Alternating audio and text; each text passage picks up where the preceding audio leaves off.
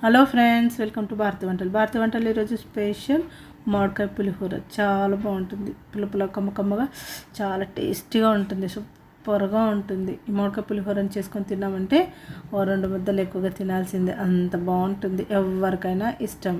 ఈ మామిడికాయ పులిహోరని ఇష్టపడని వారంటే ఎవ్వరు ఉండరు. ఈ సమ్మర్లో ఎక్కువగా మామిడికాయ పులిహోరని చేసుకొని తింటారు. చాలా బాగుంటుంది, చాలా టేస్టీగా ఉంటుంది. కమ్మగా రావాలంటే ఈ మామిడికాయ పులిహోర కమ్మగా రుచిగా రావాలంటే నేను చెప్పినట్టుగా చేసి చూడండి. నేను చెప్పిన కొలతల్ని అలాగే టిప్స్ని ఫాలో అవుతూ చేసుకున్నారంటే కమ్మగా రుచిగా మీరు కూడా ఈజీగా సింపుల్గా చేసేసుకోవచ్చు. ఈ మామిడికాయ పులిహోరని ఒక ఎండాకాలంలోనే చేసుకోవచ్చు. నిమ్మకాయ పులిహోరని అలాగే చింతపండు పులిహోరని ఎప్పుడంటే అప్పుడు సంవత్సరం అంతా చేసుకోవచ్చు. కానీ మామిడికాయ పులిహోరని అలా చేసుకోలేం కదా, పచ్చి మామిడికాయలు ఎప్పుడు రావు కదా, సమ్మర్లోనే వస్తాయి. కాబట్టి ఇలా సమ్మర్లోనే మనము మామిడికాయ పులిహోరలను చేసుకొని తినేద్దాము. చాలా బాగుంటుంది.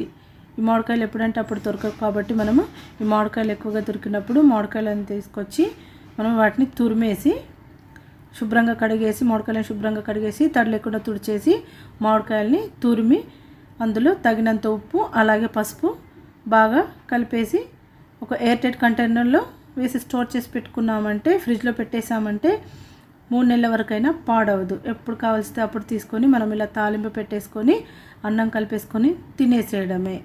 చాలా అంటే చాలా టేస్టీగా ఉంటుంది. ఇలా ఒక్కసారి మీరు కూడా ట్రై చేసి చూడండి. ఎక్కువ రోజులు స్టోర్ చేసి పెట్టుకోవచ్చు. ఫ్రిడ్జ్లో పెడతాం కాబట్టి తడిలేని ఒక డబ్బాలో వేసి పెట్టుకోండి, అప్పుడే నిలవ ఉంటుంది ఈ మామిడికాయ తురుము. ఫ్రెండ్స్, ఈ వీడియోని ఎక్కడ స్కిప్ చేయకుండా చివరి వరకు చూడండి. చివరి వరకు చూస్తేనే నేను చెప్పిన టిప్స్ని అలాగే కొలతల్ని యాస్టీస్గా ఫాలో అవుతూ మీరు కూడా ఈజీగా సింపుల్గా ఈ మామిడికాయ పులిహోరలను చేసేసుకోవచ్చు.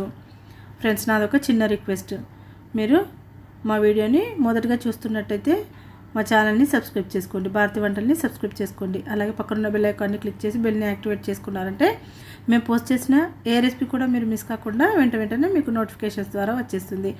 అలాగే ఈ వీడియో చూసాక ఈ రెసిపీ మీకు ఎలా అనిపించింది, నచ్చిందా లేదా అనేది మీ ఫీడ్బ్యాక్ని కమెంట్ సెక్షన్లో షేర్ చేయడం మాత్రం మర్చిపోకండి.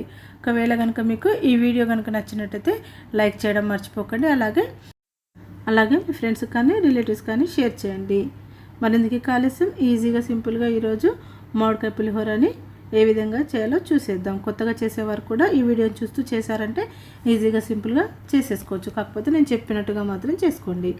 ఇలా ముందుగా 5 మామిడికాయలను తీసుకోండి. చూడండి, ఈ సైజులో ఉన్నవి తీసుకోండి. ఇలా మీడియం సైజులో ఉన్న మామిడికాయలను తీసుకోండి. మామిడికాయలను తీసుకొని శుభ్రంగా కడిగేసుకోండి. శుభ్రంగా కడిగేసి తడి లేకుండా తుడిచేసుకొని పక్కన పెట్టుకోండి. చూడండి, ఈ సైజులో తీసుకోండి. ఈ సైజులో 5 మామిడికాయలకి నేను చెప్తున్నాను కొలతలన్నీ. ఇలా తొక్క తీసేసుకోండి. మామిడికాయలన్నింటికి ఇలా తొక్క తీసేసుకొని వీటిని ముక్కలాగా కట్ చేసుకొని తురిమేసుకోండి. లేదంటే డైరెక్ట్గా ఇలాగే తురిమేసుకున్నా పర్వాలేదు. పెద్దగా తురుముకోండి, మరీ సన్నగా తురమకండి. ఇలా వీటన్నింటినీ తురిమేసి పక్కన పెట్టేసుకోండి. మామిడికాయలన్నింటినీ 5 మామిడికాయలకి చెప్తున్నాను కొలతలు. చూడండి, ఇలా నేను తురిమేసి పక్కన పెట్టేసుకున్నాను. చూడండి, ఇలా కాస్త లావుగానే తురుముకోండి, మరీ సన్నగా తురుముకుంటే అన్నంలోనే కలిసిపోతుంది. ఇలా వీటికి ఇలా పచ్చిమిరపకాయలు, ఎండుమిరపకాయలని, పల్లీలని అన్నింటినీ రెడీ చేసి పెట్టుకోండి. కాజులని ఇలా అన్నింటినీ రెడీ చేసి ముందుగా పక్కన పెట్టేసుకోండి. ఇప్పుడు స్టవ్ని వెలిగించి ఒక ప్యాన్ పెట్టుకొని అందులో ఆయిల్ వేసుకోండి. ఆయిల్ చూడండి, ఈ కప్పుతో 1 కప్పు ఆయిల్ కరెక్ట్గా సరిపోతుంది. ఆయిల్ కాస్త ఎక్కువగానే పడుతుంది, ఎందుకంటే నేను మామిడికాయలు ఎక్కువగా తీసుకున్నాను కాబట్టి ఆయిల్ కాస్త ఎక్కువగానే పడుతుంది. ఈ కప్పుతో ఆయిల్ తీసుకొని ఆయిల్ని బాగా వేడి చేసుకోండి. హై ఫ్లేమ్లో పెట్టేసి స్టవ్ని ఆయిల్ని బాగా వేడెక్కనివ్వండి. ఆయిల్ బాగా వేడెక్కాక 1 టీ స్పూన్ జీలకర్ర, 1 టీ స్పూన్ ఆవాలు వేసుకోండి. అవి కాస్త చిటపట్లాడుతున్నప్పుడు పల్లీలను వేసేసుకోండి. పల్లీలు ఎంత ఎక్కువగా వేసుకుంటే అంత బాగుంటాయి, అంత టేస్టీగా ఉంటాయి. నేను ఆయిల్ వేసే కప్పు, ఈ కప్పు ఉంది కదా, ఈ కప్పుతో 3/4 కప్పు పల్లీలు వేసుకున్నాను. 1/2 కప్పు పచ్చిశనగపప్పు వేసుకున్నాను. వేసి వీటన్నిటిని బాగా ఫ్రై చేసుకోండి. పల్లీలను బాగా ఫ్రై అవ్వనివ్వండి. ఈ 2 బాగా ఫ్రై అయ్యాక అందులో పచ్చిమిర్చి వేసుకోండి. పచ్చిమిర్చి నేను 10-12 పచ్చిమిర్చిని మధ్యలోకి కట్ చేసి వేసుకున్నాను. కాస్త స్పైసీగా ఉండాలని కాస్త ఎక్కువగానే వేసుకున్నాను. అలాగే కరివేపాకును 2-3 రెబ్బలు శుభ్రంగా కడిగేసి వేసుకోండి. వేసి కరివేపాకును కూడా బాగా ఫ్రై అవ్వనివ్వండి. పచ్చిమిర్చి కరివేపాకు బాగా ఫ్రై అయ్యాక అందులో ఎండుమిర్చి ఒక 15 వరకు వేసుకోండి. 15 వరకు వేసి బాగా ఫ్రై చేసుకోండి. మామిడికాయలు ఎక్కువగా ఉన్నాయి కాబట్టి పచ్చిమిర్చి అలాగే ఎండుమిర్చిని కూడా కాస్త ఎక్కువగానే వేసాను. స్పైసీగా ఉంటేనే బాగుంటుంది, అందుకని కాస్త ఎక్కువగా వేసాను. వీటిని కూడా బాగా ఫ్రై చేసి అందులో మనము కాజులను ముందుగానే తీసి పెట్టుకున్నాం కదా, ఆ కాజులను కూడా వేసేసుకోండి. ఒక 10 వరకు కాజులను తీసుకొని మధ్యలోకి చీల్చి వేసుకోండి. 2 ముక్కల్లాగా చేసి వేసుకోండి. వేసి వీటిని కూడా బాగా ఫ్రై అవ్వనివ్వండి. మరీ ఎక్కువగా ఫ్రై చేయకండి, కాజులను కాస్త ఫ్రై అయితే సరిపోతుంది. అలాగే పసుపు వేసుకుందాము. పసుపు 1.5 టీ స్పూన్ అయితే సరిపోతుంది. పసుపు వేసి ఒక్కసారి స్పూన్తో బాగా కలపండి. నేను చెప్పిన కొలతలతో చేసుకున్నానంటే సూపర్గా వస్తుంది మామిడికాయ పులిహోర. చాలా టేస్టీగా ఉంటుంది. ఇలా పసుపు కూడా వేసి బాగా కలిపాక ఇందులో కొత్తిమీర శుభ్రంగా కడిగేసి సన్నగా తరిగి వేసుకోండి. వేసి కొత్తిమీరను కూడా బాగా ఫ్రై అవ్వనివ్వండి. ఇలా స్పూన్తో కలుపుతూ స్టవ్ని మీడియం ఫ్లేమ్లో పెట్టేసి బాగా ఫ్రై చేసుకోండి. ఇలా కొత్తిమీర కూడా బాగా ఫ్రై అయ్యాక మనం తురుము పెట్టుకున్న మామిడికాయ తురుము ఉంది కదా, మనం తురుము పెట్టుకున్నాం కదా, ఆ మిశ్రమాన్ని మొత్తం వేసేసుకోండి. ఇందులో వేసేసి బాగా కలిపేసుకోండి. స్టవ్ని సిమ్లో పెట్టేసుకోండి.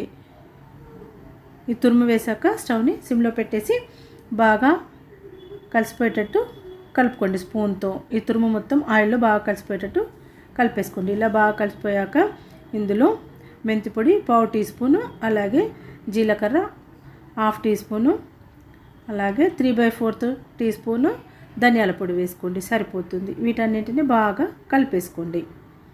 ఇలా కరెక్ట్గా వేసుకోండి. పొల్లను మాత్రం ఎక్కువ తక్కువగా వేయకండి. ఇలా ఇంతే వేసారంటే కరెక్ట్గా సరిపోతుంది 5 మామిడికాయలకి. ఇప్పుడు రుచికి తగినంత ఉప్పు వేసుకోండి. పులుపు కాబట్టి ఉప్పు కాస్త ఎక్కువగానే పడుతుంది.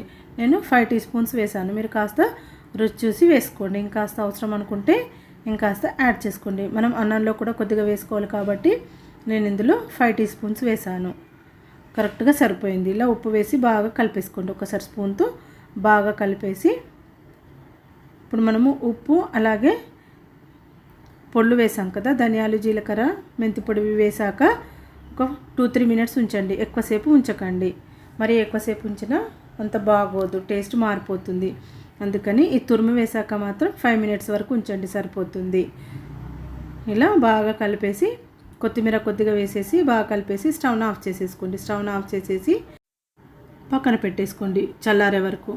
ఇప్పుడు అంతలోపు మనము ఈ అన్నాన్ని రెడీ చేసి పెట్టుకుందాం. నేను ముందుగానే 3 గ్లాసుల బియ్యం పెట్టాను. ఏ గ్లాస్ అంటే మనం రైస్ కుక్కర్లో ఉంటుంది కదా, ఆ గ్లాస్తో 3 గ్లాసుల బియ్యం పెట్టాను. ఇలా పెట్టేసి పొడి పొడిగా చేసేసుకొని ఇలా గిన్నెలో వేసి చల్లారనిచ్చాను. చూడండి, ఇంత పొడి పొడిగా రావాలి.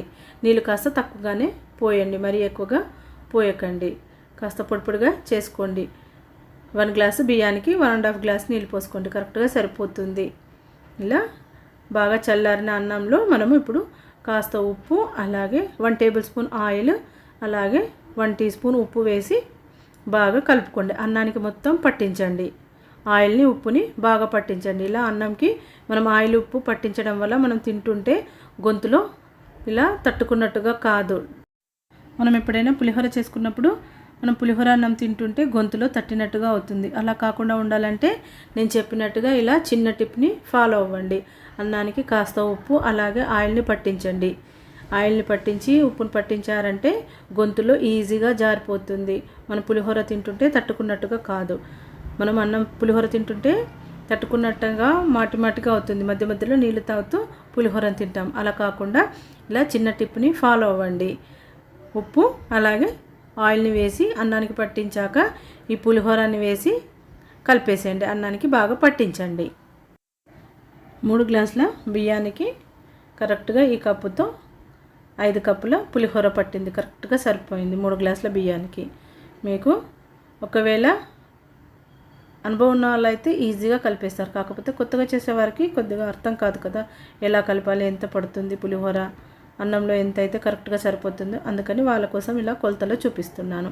ఈ కప్పుతో, నేను చూపించిన కప్పుతో మనం చేసి పెట్టుకున్న పులిహోర ఉంది కదా, అది కరెక్ట్గా 5 కప్పులు అయితే కరెక్ట్గా సరిపోతుంది. ఇందులో అన్నంలో వేసేసి ఇలా చేత్తో బాగా కలిపేసేయండి. చూడండి, ఇలా బాగా చేత్తో కలిపేసేయండి. ఇందులో కాజులు, పల్లీలు, అలాగే పచ్చిశనగపప్పు సూపర్గా ఉంటాయి.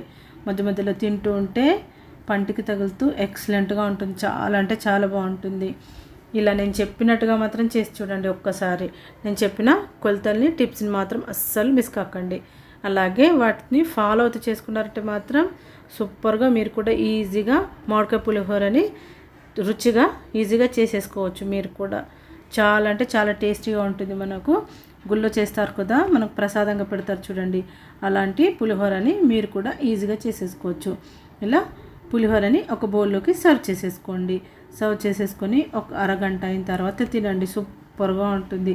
అన్నానికి పులిహోర బాగా పీల్చుకొని తింటుంటే పుల్ల పుల్లగా కమ్మగా సూపర్ అంటే సూపర్గా ఉంటుంది. చాలా అంటే చాలా టేస్టీగా ఉంటుంది. పిల్లలైతే ఎగిరి గంతేసుకుంటూ తినేస్తారు. పిల్లలకి చాలా నచ్చుతుంది కదా. చూడండి, నేను పులిహోర కలిపేశాక ఇంకో 2-3 కప్పుల వరకు పులిహోర మిగిలిపోయింది. ఈ మిగిలిన పులిహోరని ఒక ఎయిర్టైట్ కంటైనర్లో వేసేసి గట్టిగా మూత పెట్టేసి ఫ్రిడ్జ్లో పెట్టుకున్నామంటే ఇంకో 2-3 రోజుల వరకు పాడవకుండా ఉంటుంది. మళ్ళీ ఒకసారి అన్నం వండుకొని ఇలా ఈ పులిహోరని కలిపేసుకొని తినేసేయండి. ఇలా కూడా స్టోర్ చేసి పెట్టుకోవచ్చు, కానీ మనం తాలింపు వేసాక కాస్త జిడ్డుగా అవుతుంది 2-3 రోజుల వరకు. అందుకని ఇలా తాలింపు వేసి పెట్టుకోకుండా మామిడికాయను తురిమి అందులో ఉప్పు, తగినంత ఉప్పు, అలాగే పసుపు కలిపేసి స్టోర్ చేసి పెట్టుకున్నామంటే అలా పాడవద్దు. ఎప్పుడంటే అప్పుడు తాలింపు పెట్టుకుంటే జిడ్డు వాసన రాకుండా టేస్ట్ కమ్మగా ఉంటుంది. చూసారుగా ఫ్రెండ్స్, ఎంత బాగుందో పులిహోర. చూస్తుంటేనే టెంప్టింగ్గా ఉంది కదా. చాలా ఈజీగా సింపుల్గా మీరు కూడా చేసేసుకోండి. ఈ వీడియో చూస్తూ చాలా అంటే చాలా టేస్టీగా ఉంటుంది. పుల్ల కమ్మగా. మరి ఎందుకు కాలుష్యం ఈరోజే ఈ పులిహోరని చేసేసుకొని తినేసేయండి. ఈరోజు మామిడికాయ పులిహోర రెసిపీని చూసేశారు కదా. మరొక మంచి వీడియోతో మళ్ళీ కలుద్దాం. Thank you for watching friends.